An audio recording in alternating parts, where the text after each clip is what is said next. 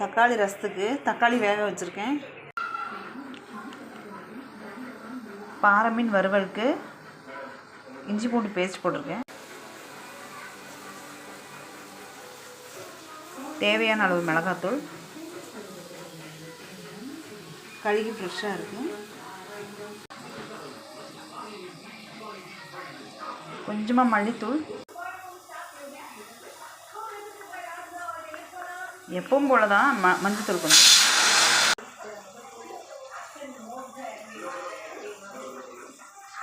தேவையான அளவு உப்பு,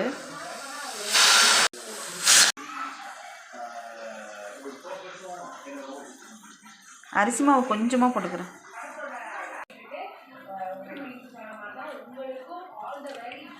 லைட்டாக தண்ணி ஊற்றி பிசைஞ்சுக்கலாம்.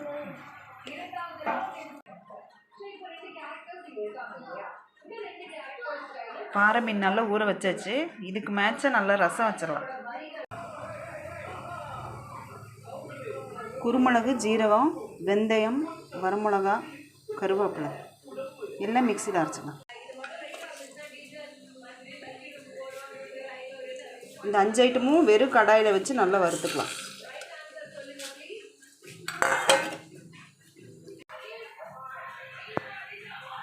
நல்லா இப்படி வாசனை வர்ற அளவுக்கு நல்லா வறுத்துட்டு மிக்சியில் போட்டு அரைச்சிக்கலாம். இது பூண்டு தோலோட 4 சின்ன வெங்காயம், 2 பச்சை மிளகாய், இதையும் அரைச்சிக்கலாம். நம்ம தக்காளி ரசம் வைக்க கடுகு போட்டுக்கலாம். அது நம்ம வெந்தயம் போட்டு அரைச்சிருக்கனால இதில் போட வேண்டியதில்லை.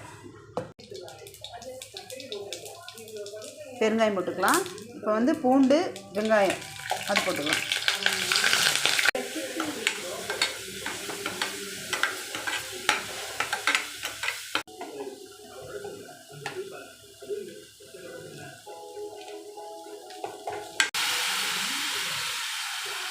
தக்காளி வேக வச்சு பண்ணியிருக்கேன், அதை போட்டுக்கலாம். நம்ம புளிக்கரைசல் ஊற்றிக்கலாம். லைட்டாக ஊற்றணும். புளிக்கரைசல் ஊற்றியாச்சு. இந்த நேரத்தில் கொஞ்சமாக நம்ம தேவையான அளவு உப்பு போட்டுக்கலாம். நம்ம அரைச்சி வச்ச பொடி, ரசப்பொடி, இது நம்ம போட்டு கொதிக்க வைக்க வேண்டாம். ஆனால் இந்த மாதிரி வறுத்து அரைக்கும் போது நல்லா கொதிக்க வச்சுக்கலாம்.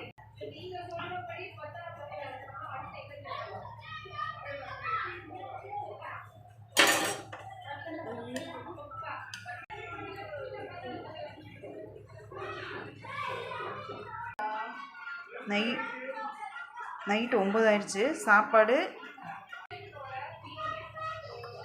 தக்காளி ரசம்,